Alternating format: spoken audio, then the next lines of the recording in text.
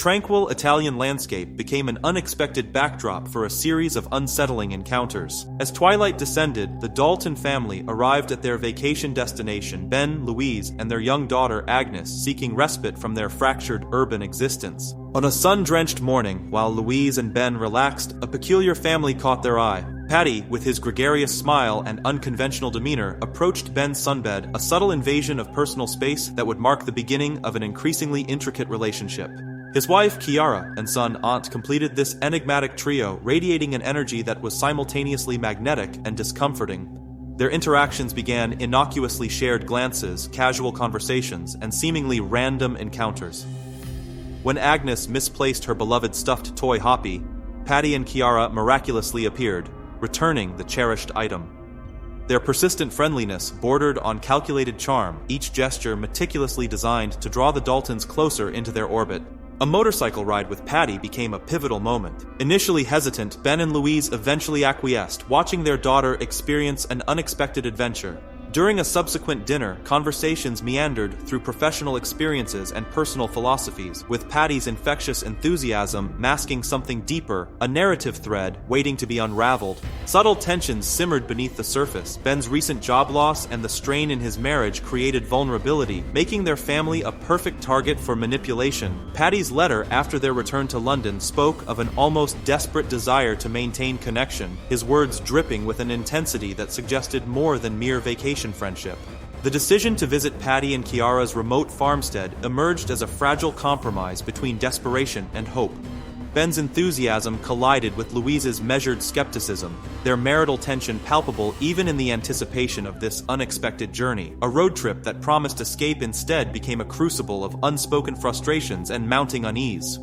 Patty and Chiara's welcome was a performance of exaggerated warmth. Open arms and overflowing glasses masked something more complex, a calculated hospitality that felt both practiced and slightly off-key. Aunt's visible discomfort stood in stark contrast to his parents' theatrical excitement, a discord that whispered of deeper, unspoken narratives. The evening's culinary centerpiece emerged as a provocative ritual. Blood oranges from Italy, a memento of their previous encounter, transformed into a symbolic feast.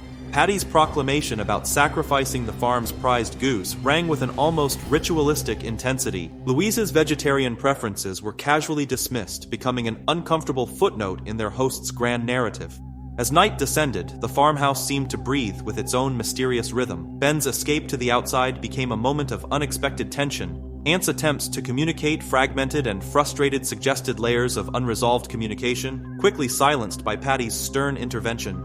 Their private conversations revealed a growing sense of disorientation. The complete technological disconnection, no internet, no external communication, began to feel less like a digital detox and more like a deliberate isolation. A dried blood stain in their room became a subtle warning, easily rationalized but impossible to completely ignore. Agnes's nighttime restlessness became a shared moment of vulnerability. Breathing techniques from a digital app, their sole connection to the technological world they'd left behind, became a lifeline of normality in an increasingly surreal environment. The wilderness seemed to conspire with Patty's family that day, a hiking expedition that promised adventure but carried an undercurrent of something more unsettling.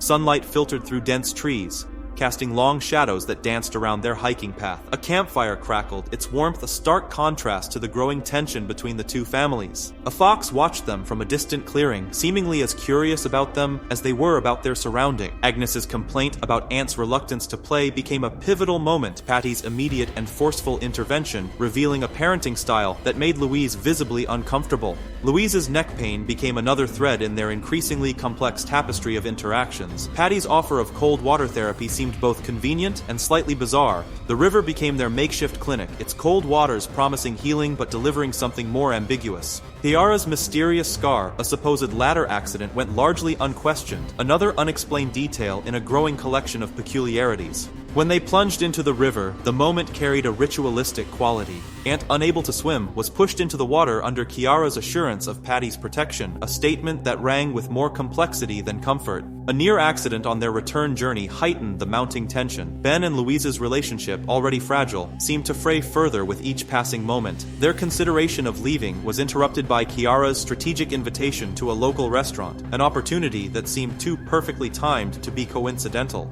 The evening's arrangement felt meticulously planned. Patty's matter-of-fact announcement about leaving the children with a war-escaped babysitter carried an unsettling casualness. Their arrival at the restaurant, the sole customers that night, felt like entering a carefully prepared stage. Mike, the chef who hunted his own ingredients, added another layer to their increasingly surreal experience. Louise's vegetarianism became a point of negotiation, her fish-eating compromise feeling like a subtle surrender. Back at the house, a seemingly innocent game of hide-and-seek between Agnes and Ant took on a more ominous tone. Ant's collection of watches all belonging to Patty became a silent testament to something unspoken.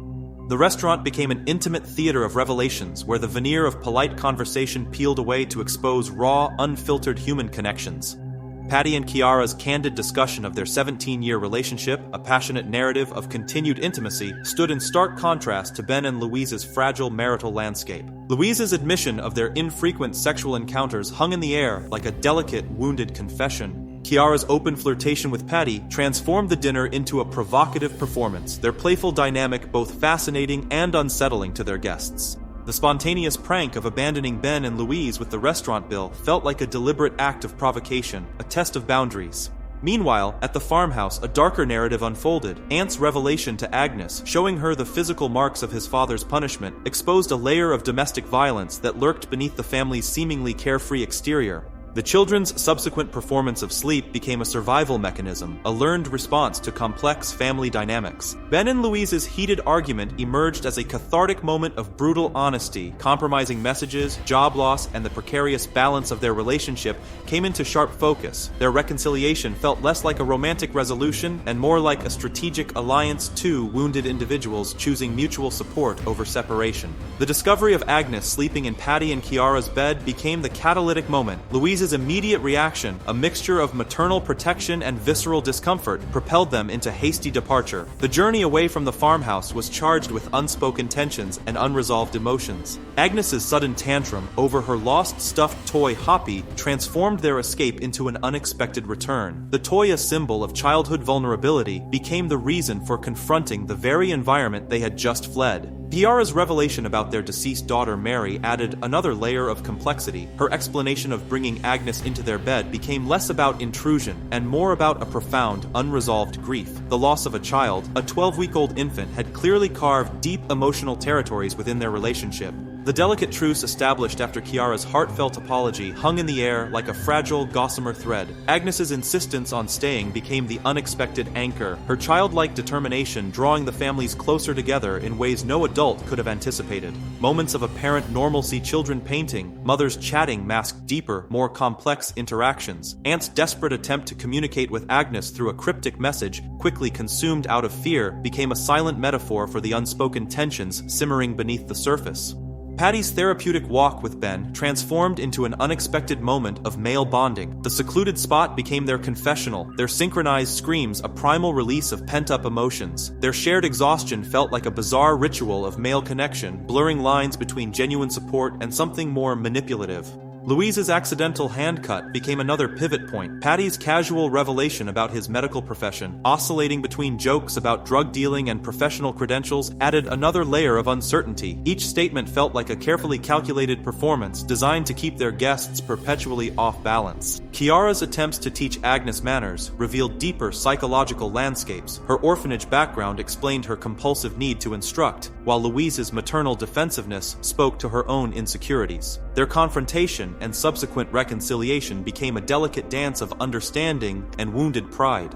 The children's dance practice emerged as a crucible of familial dynamics. Ant's struggle to maintain rhythm became a metaphorical battlefield, with Patty's increasing frustration exposing a harsh parenting style that transformed a simple moment of childhood joy into a performance of perfection. Agnes's growing discomfort mirrored the audience's mounting unease. Each interaction, each seemingly innocent moment carried the potential for unexpected transformation, a narrative teetering between the mundane and the deeply unsettling.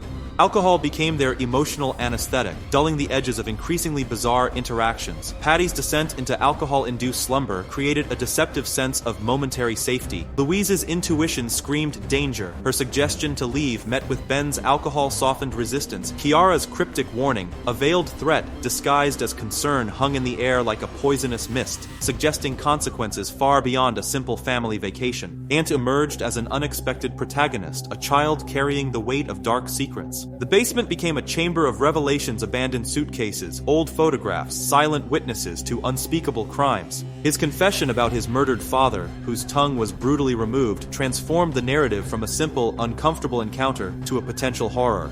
Agnes, thrust into this nightmarish scenario, became an unexpected co-conspirator. Her phone capturing evidence felt like a lifeline, a desperate attempt to document the unfolding madness. The delicate dance of secrecy, Ant returning the keys, Patty's manipulative show of affection created a suffocating atmosphere of constant performance. The arrival of Agnes's first period became an unexpected tactical moment. Her vulnerability intersected with their desperate need for escape, a coming-of-age moment overshadowed by potential mortal danger. Louise's careful instruction to remain calm became a survival strategy, a mother's protection against an unknown threat. Kiara's keen observation of Louise's tension suggested their carefully constructed facade was already crumbling. Ben and Louise's united strategy to act natural, to suppress fear, became their most dangerous weapon and potentially their greatest vulnerability. Agnes's mounting terror became the narrative's emotional core. A child's intuitive fear, raw and unfiltered, threatened to unravel their precarious plan of escape. The first period became their unexpected escape route, a perfectly crafted excuse that carried both vulnerability and strategic potential. Their farewell to Patty and Kiara was a masterclass in suppressed anxiety, each word carefully measured, each smile a fragile mask of normalcy.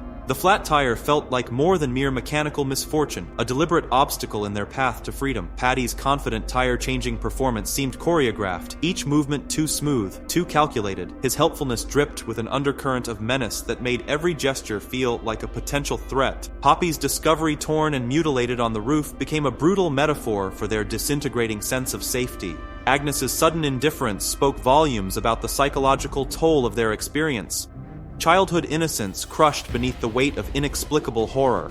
Louise's raw confession about her infidelity emerged not as a moment of weakness, but as a desperate attempt at authenticity. Patty and Kiara's almost perverse pleasure in her honesty revealed the twisted psychological game they had been orchestrating, a performance where truth was just another manipulative tool.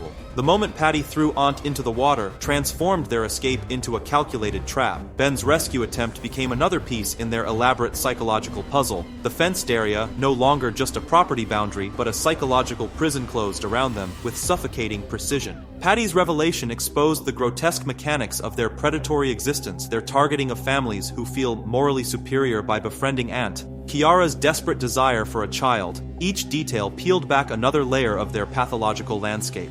As Patty prepared to inject Agnes, Louise's knife attack became a primal moment of maternal protection. The erupting chaos represented the final dissolution of social niceties, the moment when survival instincts override every calculated performance. Kiara's pleas falling on deaf ears, a reversal of the earlier hospitality that now rang hollow. Mike's gunshot shattered any remaining illusion of civilized interaction. The house, once a site of seemingly innocent encounters, mutated into a labyrinth of terror. Louise's fierce determination emerged as their most potent weapon, her courage cutting through Ben's rising panic like a knife. The children's concealment became a strategic masterpiece of survival. Their silent hiding, guided by their parents' desperate instructions, represented the ultimate test of childhood discipline. The closet transformed from a place of childhood games to a potential tomb of survival. The confrontation unfolded with a brutal choreography of survival. Louise's acid attack on Patty became a moment of horrific transformation, the nurturing mother transmuted into a weapon of pure protection. Each movement, each decision carried the weight of life and death. Ben's near-death experience at Mike's hands, saved by Louise's hammer strike, became a testament to their unified survival. The hunter became the hunted, their roles reversed in a moment of primal justice. Ant's pivotal moment destroying Patty with a brick represented the release of years of suppressed trauma. His rage became a cathartic explosion, transforming from a seemingly vulnerable child to an agent of justice. Agnes's clever use of the sedative against Patty became the ultimate plot twist to child, outsmarting the predator who sought to claim her. Her actions spoke to a profound survival instinct that transcended her years. The parents' decision not to kill Patty, instead allowing Aunt to exact revenge, became a complex moral statement. Their restraint, followed by Aunt's brutality, revealed the nuanced landscape of justice and revenge. Their final escape carried the weight of survival, not just physical, but psychological. The fox's appearance, a momentary false alarm, perfectly captured the raw nerves and heightened tension of their journey.